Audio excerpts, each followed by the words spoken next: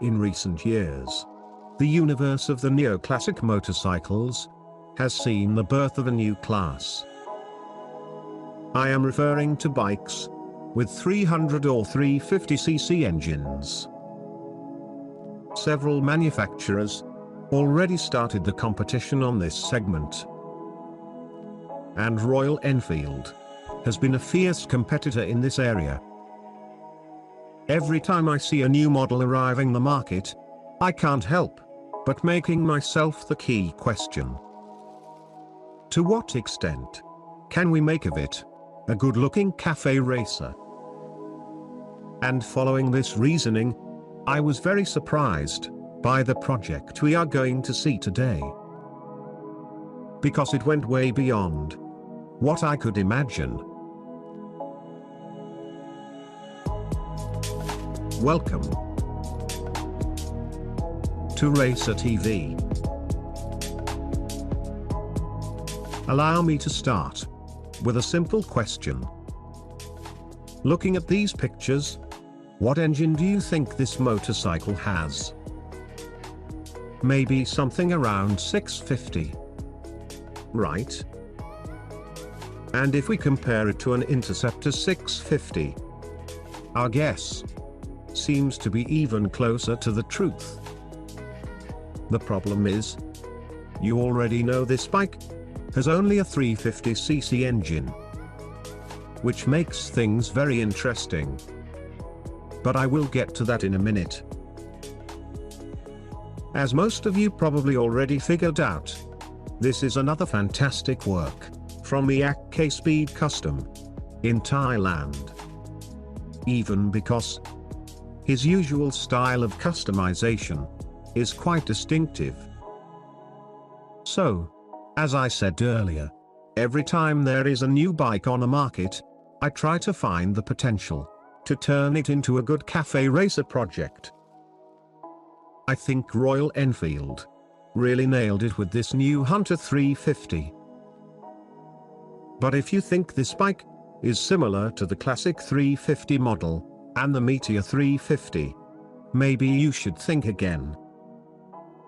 As you can see, there are a few differences between them. The fuel tanks are different. Suspensions, wheels, fenders, foot pegs, and so on.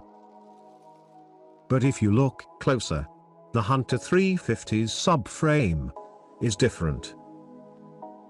Notice how the side cover is much smaller when compared with the Classic and the Meteor. The rear tire is also more visible on the Hunter, turning it apparently lighter. And the Hunter's fuel tank is simply perfect. All these differences may seem insignificant, but from my perspective, I see them as very important points to achieve the perfect cafe racer stance. And this is precisely what K-Speed conquered on this beautiful project.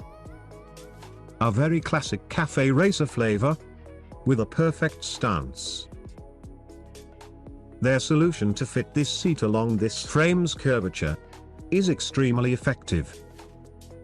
By adding this tube under the seat, it helps to fill this empty space, and also provides a coherent relationship between the seat and subframe. And the best part is that this solution does not require drastic modifications to the frame's structure. Although the front forks were lowered to the limit, I personally don't think it was necessary to be so extreme. We all know this helps to reach a more aggressive and lower stance. But I discovered that pausing this transition on this point, the bike still looks very good, even with longer forks. In what concerns to the rest, most custom parts are from Diablo Custom Works. The good news is, most of them are available to purchase at the K-Speed Customs website. But let's just consider for a moment that cafe racers are not your thing, and also that for your everyday life, You need 2 places on the seat. No problem. Here is your answer. Yak K-Speed decided to go further and made 2 additional projects, also based on the new Hunter 350. The Scrambler and a Brat. Personally, I loved the Brat project. Everything looks so clean and vintage. But I think the grey color on the fuel tank is also an excellent choice for the Hunter. Notice how the fuel tank looks a bit wider with this color. All these 3 projects prove how versatile the Hunter 350 model is for any transformation. Though I have to admit, for a bobber-style project, the Meteor model is more appropriate.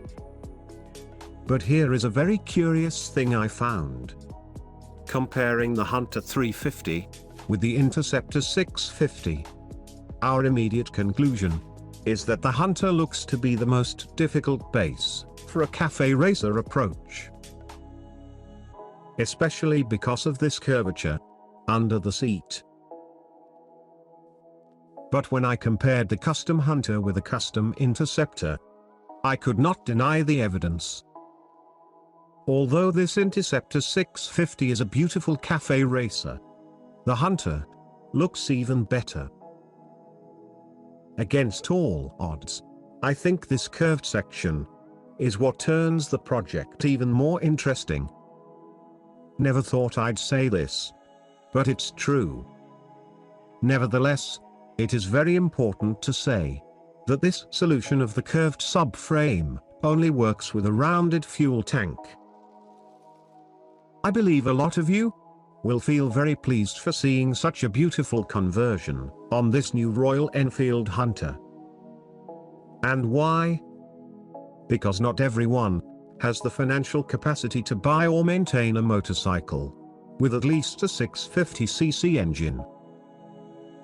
As I explained earlier, this is not a 650 motorcycle. But with a project like this, it can very easily be identified as one. Without a doubt, one of the best 350 cafe racers I've ever seen. Before we finish, I have good news. Besides these more traditional videos presented every 2 weeks, I will start to present short videos as well. I hope these new short videos will attract new enthusiasts and help the channel continue to grow. Thank you for watching Racer TV. And as always, I hope to see you on the next video.